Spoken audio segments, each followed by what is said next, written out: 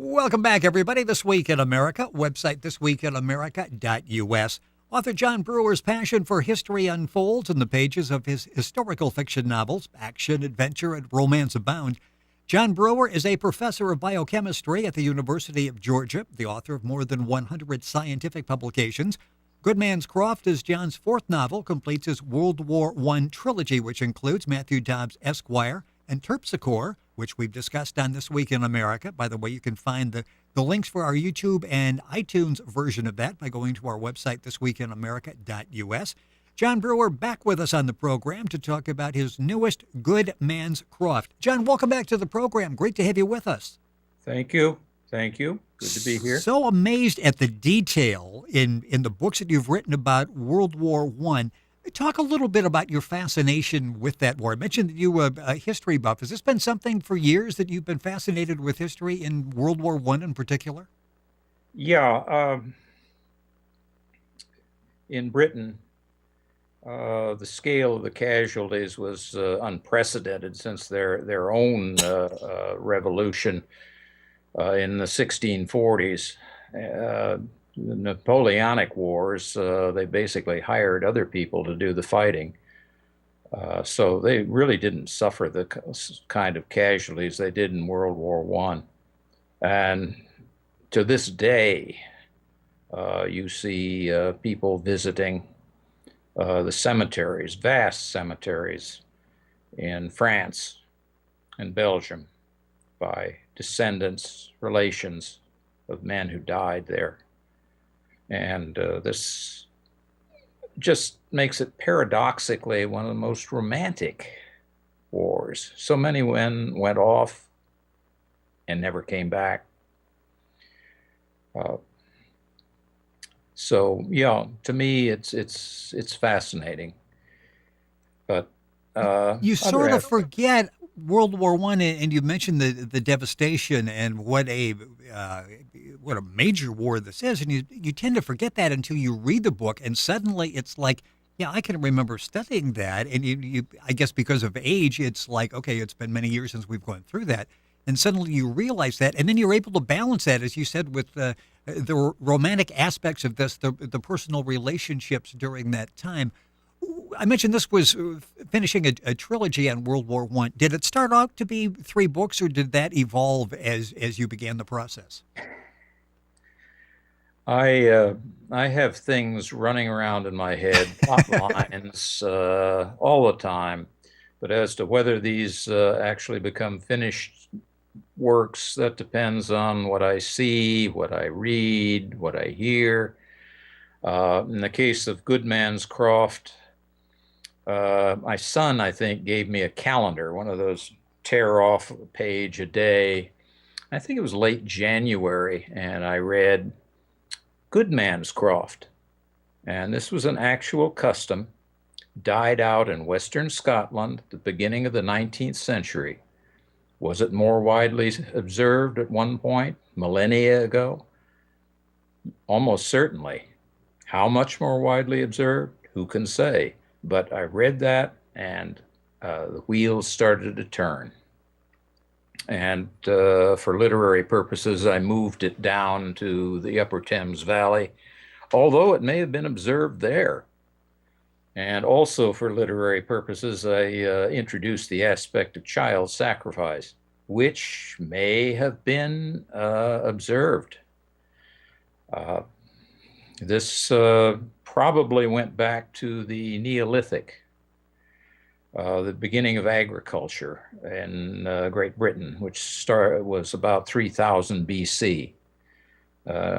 New technology and a new environment. You're dealing with a pagan god. Pagan gods require sacrifices. So it all could have happened that way. How difficult is it doing the research process? When you're doing something historical, you will have those that are looking to see accuracy. Could this actually have happened during this particular time period? How difficult is it to maintain the story, and I think it would take meticulous research to go back and make sure at least what you're proposing would be plausible during that time period? Well, I read quite a few things. There was a book by an Englishman who explored the areas around southern England, old earthworks, old forts, old barrows. And he, for example, described Liddington Castle, which was probably the site of the Battle of Mountbatten. So I included that in it. Otherwise, in terms of the education of medical students, I read a book on that. The detail about the constant serving of stewed rabbit is authentic and evoked much the same response as the constant serving of Spam to American troops in the Second World War. Something we can relate to. Yes, and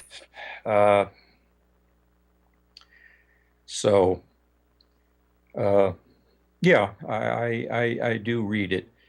And I read a book on the Royal Army Medical Corps and its functions and its procedures.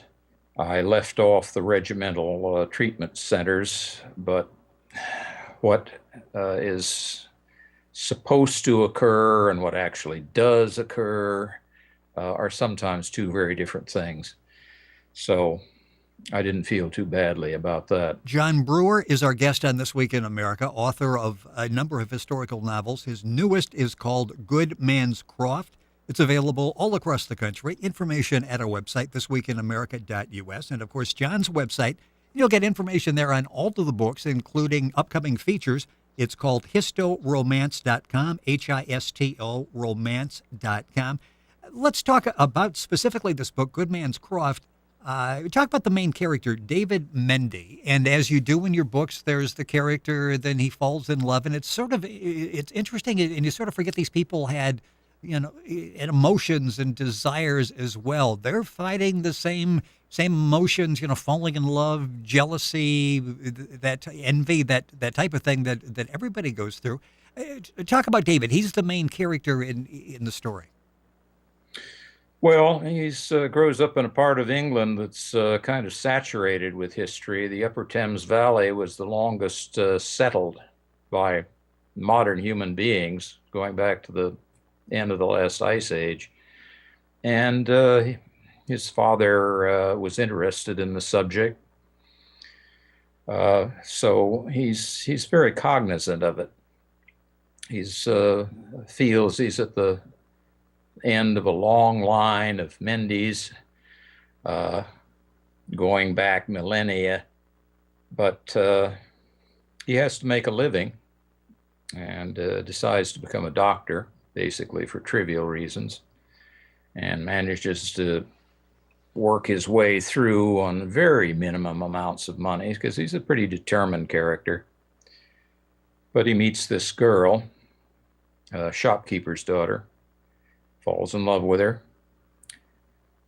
He's never quite sure about her feelings toward him. And there are good reasons for this. The book has three main characters, and the third character is the heir to the land on which the good man's Croft lies. And this is basically a story with a theme of obsessive love. All three characters experience obsessive love. And in one case, this leads to tragedy and disgrace. The other two characters, well, you have to buy the book and see. And I encourage you to do that. The book is written by John Brewer. It's called Good Man's Croft. It's interesting. David, the main character, you mentioned his wife, Maud, and then and Peter Landrum. And this is not just someone who comes unexpectedly onto the scene and maybe has some type of relationship or would like to have with David's wife.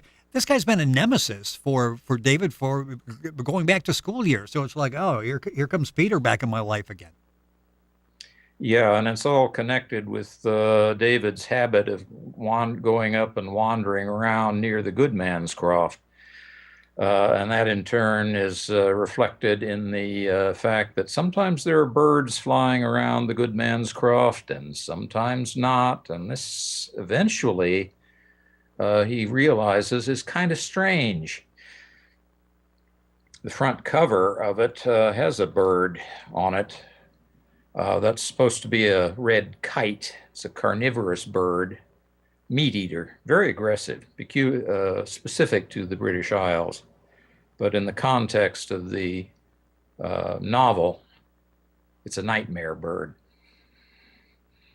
Well, and you mentioned that he is able to survive the war, but may not be able to survive what lies ahead. And that story is all unfolds in the book Good Man's Croft. Again, it's available all across the country at bookstores everywhere, Amazon.com, and you can find more information at John's website, historomance.com.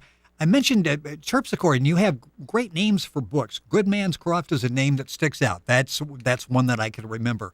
Terpsichore we talked about on the program the last time, and talk about where that name came from. Yeah, I kept thinking that aside from the literal meaning, the main character loved dancing. It was the only thing he was good at that was of a social character, the only thing he was really at ease at. But as it turns out, it didn't make any difference to his courtship of the female character. All she wanted was a better life. And still, there was an element of maneuvering in social dancing. People are changing partners. There's an element of maneuvering for a better partner. And that goes on too. It's an interesting book. That's Terpsichore. And again, we've talked with John about that on the program before. And if you go to thisweekinamerica.us on YouTube and iTunes, you'll be able to find, listen, watch those particular programs. And the first series I mentioned, Matthew Dobbs Esquire, and you did a sequel to that too, did you not? Yes, that's Millwood Village, L.C.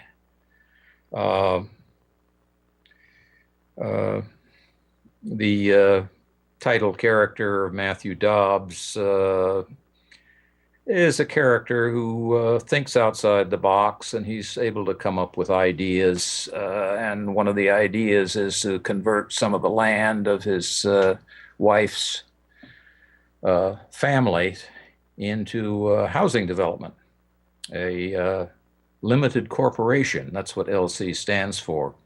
And the manor, the estate, is called Millwood. In fact, the family name is called Millwood.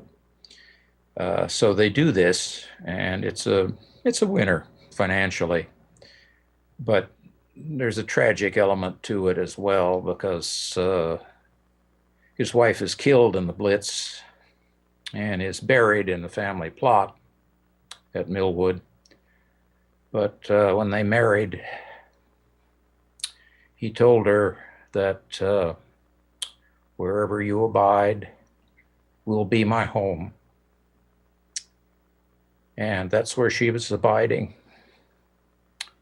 And so he winds up there. In fact, he marries the older sister soon after she's widowed. Who we sort of like from the very beginning, right? I mean, this goes back years where he was always sort of attracted to the sister. They were engaged at one point, engaged to marry. That was pretty serious in those days. But there was intense parental opposition because he had no family. He had minimal prospects. He was a good student. But I mean, what we in America would consider a go-getter and hence view favorably, in Britain would be considered much less favorably. And so the family put pressure on her to end the relationship, and she eventually did. Married a guy who looked good on paper, but wasn't so good in practice. That's the book Millwood Village, L.C., and that's set in World War II. And you're working on a new book, and I understand it's just about ready to go to press, Pilgrim's Journey, and this has a war theme to it as well. A different war, but has that same theme to it. Yeah, it's another coming of age story. This is the cover, if you can see it. Oh, yes, yes. My wife designed this cover. She also designed the cover of Good Man's Croft. I like that. Terpsichore. But this is a loyalist doctor. He's educated abroad and finds he has to go back to serve in the British Army in order to find out what happened to the woman he loved and lost before he left Boston. Also to find out what happened to his younger sister's sweetheart. And he does find out. And unfortunately, that's not so good. So he had fallen in love with another girl back in England and finds he's struck out all around. But he serves in the British Army, including service at the Battle of Monmouth Courthouse, and later meets younger son of a peer, James Montjoy, and becomes friends with him, operates on him. He's ahead of his time in terms of his procedures, in terms of keeping his hands clean, his instruments clean, is very careful about this, and his patients generally survive. He doesn't know why, but it seems to work. That's all he cares about. When will that book be out? Probably in 2 or 3 months. Okay, that's Pilgrim's Journey. And then we got a couple minutes left in the program. And I'm sure you haven't said, okay, no more books in me. I'm sure you're working on something else, probably even as we speak. What's the next project you're working on? Well, I've written a book, The Goldsmith's Daughter. I don't know if it's really ready yet. It seems a little short. But on the other hand, maybe shorter is better. It's more of sword fighting and fighting in the fog, and I see a movie out of that. Nightmare. It's got a nice visual to it. Well, that would be nice. The newest book by John Brewer, our guest in the program, is Good Man's Croft.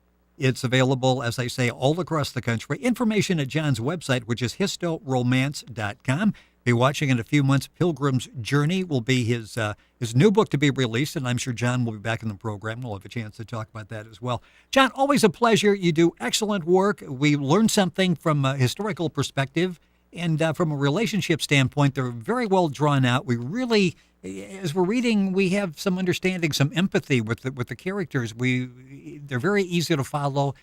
They're very easy to get into. And once you start reading a chapter, it's like, okay, I really need to do another chapter here and see what happens in the story before I put it down for the night. The book is Good Man's Croft. John, thank you for joining us on the program. Thank you for having me. And again, the website is historomance.com. And of course, you'll find all that information and link on directly to John's website at our website, which is thisweekinamerica.us.